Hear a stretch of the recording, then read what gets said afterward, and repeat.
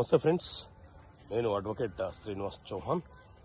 మిత్రులారా, ఒక కేసులోని విషయం ఏంటంటే, ఒక తండ్రికి 3 కుమార్తెలు,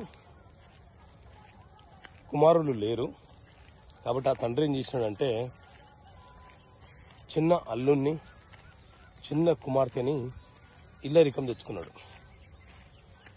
సో తల్లిదండ్రులు ఇద్దరు చనిపోయినారు. తల్లి చివరగా చనిపోయింది. తల్లి పేరు మీద ప్రాపర్టీ ఉంది. తల్లి చనిపోయిన తర్వాత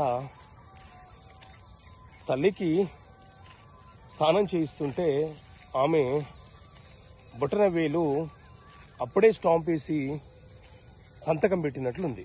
సో అదంతా కూడా మిగతా 2 కుమార్తెలు వీడియోలు తీసుకున్నారు. వాళ్ళు ఏం చేశారు అనంటే, ఒక దొంగ వీలునామా క్రియేట్ చేసి చనిపోయే ముందు ఆమె రాసినట్లు ఆమె సంతకం